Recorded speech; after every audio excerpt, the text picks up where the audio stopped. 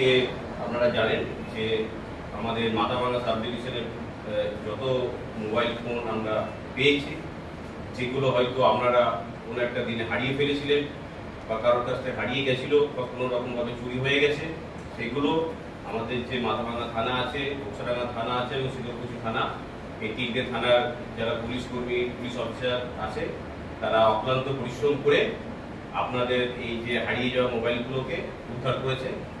তো আজকে আপনাদের সবাইকে ডেকে আমরা সেটা ডিস্ট্রিবিউশন করছি।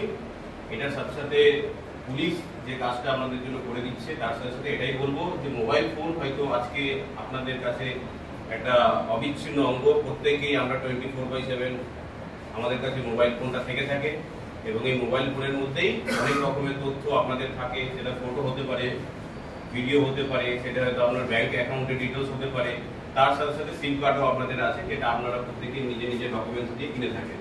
তো এটা খুবই গুরুত্বপূর্ণ জিনিস। এই জিনিসটার মাধ্যমে আজকালকার দিনে একটা ক্রাইম শুরু হয়েছে, সেটা হচ্ছে সাইবার ক্রাইম। সেই ক্রাইমে কি হয়,